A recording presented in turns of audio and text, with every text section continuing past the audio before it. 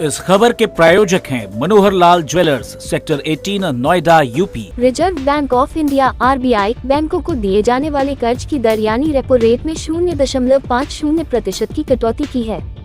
अब repo rate 5.50% रह गया है। इससे बैंकों को RBI से कम ब्याज पर कर्ज मिलेगा।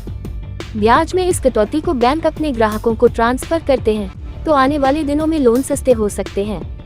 लोन सस्ते होने पर लोगों की मौजूदा ME भी घट जाएगी। ब्याज दरों में कटौती का फैसला मॉनेटरी पॉलिसी कमेटी की 4 से 6 जून तक चली मीटिंग में लिया गया। RBI गवर्नर संजय मल्होत्रा ने आज 6 जून की सुबह इसकी जानकारी दी। RBI जिस रेट पर बैंकों को लोन देता है उसे रेपो रेट कहते हैं। महंगाई कंट्रोल करने के लिए इसे बढ़ाया घटाया जाता है।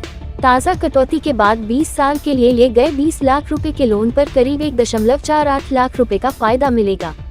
इसी तरह 30 लाख रुपए के लोन पर 2.22 लाख रुपए का फायदा होगा। नए और मौजूदा ग्राहकों दोनों को इसका फायदा मिलेगा। RBI ने फरवरी में हुई मीटिंग में ब्याज दरों को 6.5% से घटाकर 6.25% कर दिया था। मॉनेटरी पॉलिसी कमेटी की ओर से ये कटौती करीब 5 साल बाद की गई थी। दूसरी बार अप्रैल में हुई मीटिंग में भी ब्याज दर 0.25% घटाई गई। अब तीसरी बार दरों में कटौती हुई है, यानी मॉनेटरी पॉलिसी कमेटी ने 3 बार में ब्याज दरें 1% घटाई हैं। RBI गवर्नर संजय मल्होत्रा ने कहा कि RBI के इस कदम से 2.5 लाख रुपए करोड़ फाइनेंशियल सिस्टम में आएंगे।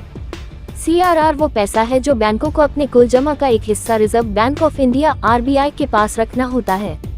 इससे RBI ये कंट्रोल करता है कि बाजार में कितना पैसा रहेगा।